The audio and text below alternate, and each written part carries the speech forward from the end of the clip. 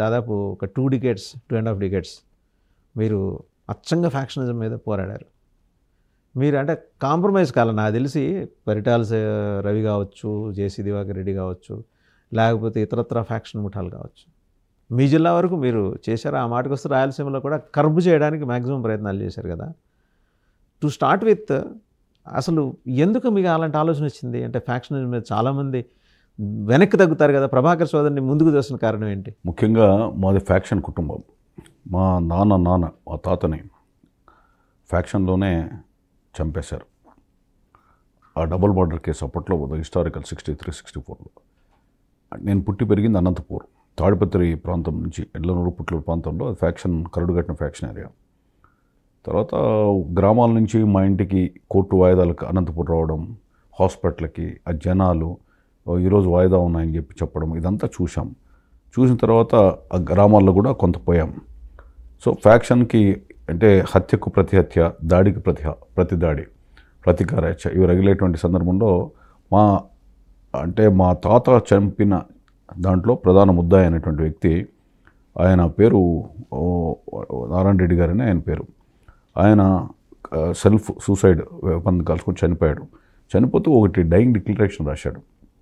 ఈ ఫ్యాక్షన్లు అనేది ఉండకూడదు, దీని మూలాన ప్రశాంతత ఉంది, అంటే చంపుతారేమో ప్రత్యర్థులని అని కొంత రాసి మళ్ళీ వెంటనే చనిపోయేటప్పుడు కూడా మానవత్వం, అంటే ఎదుట ఫ్యాక్షన్ అంటే పార్టీ అంటారు గ్రామాల్లో, ఆ పార్టీ వాళ్ళకి సంబంధం లేదు, నేను స్వతహాగా చనిపోతున్నాను అని చెప్పి రాశాడు.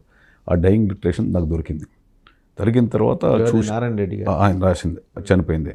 సో అది ఆయన అందరికీ పోస్ట్ చేశాడు, పెట్టాడు. తర్వాత దాని వల్ల సేవ్ కావడం జరిగింది. అది లేకపోతే డెఫినెట్గా ఈయన చంపారనేటువంటి పెట్టితే మా ఫాదరు, కుటుంబ సభ్యులందరూ కూడా దాంట్లో ఉబిలో ఇరుక్కుపోవాల్సిన పరిస్థితి అయిపోయిండేవాళ్ళు. తర్వాత దానికి తోడు స్టూడెంట్ డేస్ నుంచి చూసుకుంటూ వస్తున్నాం. స్టూడెంట్ కాంగ్రెస్, యూత్ కాంగ్రెస్ దీంట్లో ఉండే ఈ ఫ్యాక్షన్ అనేటువంటి దాంట్లో ఒకప్పుడు నీతి ఉంది. అంటే నాయకుని కోసం అనుచరుడు, అనుచరుడు కోసం నాయకుడు. అంటే పాలగల్ల రాజ్యం నుంచి పునికి తిరుక్కొని వచ్చింది. తర్వాత ఫ్యాక్షన్ రంగు పులిమింది, ఇదంతా అయింది. కాలక్రమేణా రాజకీయంతో కలుషితమైన ఫ్యాక్షన్ లేదా ఫ్యాక్షన్తో కలుషితమైన రాజకీయాల మూలాన అక్కడంతా కూడా స్వార్థ చింతన పెరిగిపోయింది. స్వార్థ చింతన పెరిగిపోయిన తర్వాత ఇది ఒక ఆదాయ వనరుగా వస్తుంది కదా. ఒక అధికారం ఒకటి చేతికి వస్తే మరి అధికారం అనే ఆయుధం చేత పట్టచ్చు, ఆర్థికంగా అక్రమంగా ఆర్జించవచ్చు, ఆ ప్రాంతంలో తను ఒక రాజ్యాంగేతర శక్తిగా వెళ్ళచ్చు అనేటువంటిది చాలా ఉదంతాలు చూసాం. చూసిన తర్వాత ఆలోచించాం ఏంటిది అని. నేను అనేక సందర్భాల్లో ఈ ఫ్యాక్షన్ వల్ల బలైపోయిన కుటుంబాలు నా దగ్గర రావడం, పెట్టడం అని. సో ఎవరొకరు చేయాలని. తర్వాత రాజశేఖర రెడ్డి గారు ముఖ్యమంత్రి ఉన్నప్పుడు పరిటాల రవీంద్ర, మదల్ చెరువు సూరి ఈ వర్గాల మధ్య జరిగిన పోరులో చాలామంది అంటే అది టీవీ బాంబా, కారు బాంబా, ఏ ఇష్యూస్లైనా కూడా చాలామంది అమాయకులంతా కూడా బలైపోయారు. అంటే సంబంధం లేకుండా ఇద్దరు వ్యక్తుల మధ్య, రెండు వర్గాల మధ్య ఉన్న దీనివల్ల అదొక సమాజం మీద ప్రభావం పడింది. అందుకని ధర్మవరం మన కదిరిలో ఒక అతను బట్టల వ్యాపారస్తును అక్కడ ఉంటాడు ఫుట్పాత్ మీద. ఇంకొక అతను ప్రత్యర్థి పోయి బాంబు వేసేకపోతే అది పేర్లు అతను.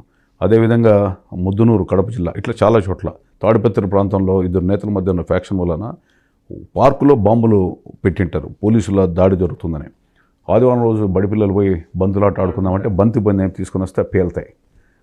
చాలామంది పాపం దాన్ని కూడా బలైన సంబంధాలు. అంటే ఇవన్నీ చూసి ఫ్యాక్షనిజం సమాజం పైన ప్రభావం, ఈ ప్రభావం పడకూడదని చెప్పి అప్పట్లో రాజశేఖర రెడ్డి గారు ముఖ్యమంత్రి ఉన్నప్పుడు ఒక ప్రెస్ క్లబ్లో మల్లాది సుబ్బమ్మ, కొండా లక్ష్మీ బాపూజీ గారు అంతా కొంతమంది కలిసి నేను డిస్కస్ చేశాను. ఇట్లుంది కథ అంటే, అవును రాయలసీమ అంటే రాయలసీమలో చెడ్డోళ్ళు ఉండరు, రాయలసీమలో మంచి వాళ్ళు ఉంటారు, నీతి కూడా ఉంటుంది, ఏదో కొందరు వాళ్ళకున్న కక్షల వల్ల ఈ విధంగా రావడం కరెక్ట్ కాదంటే. కానీ in other way it was portrayed కదండి. రాయలసీమ అంటే సుమోలు,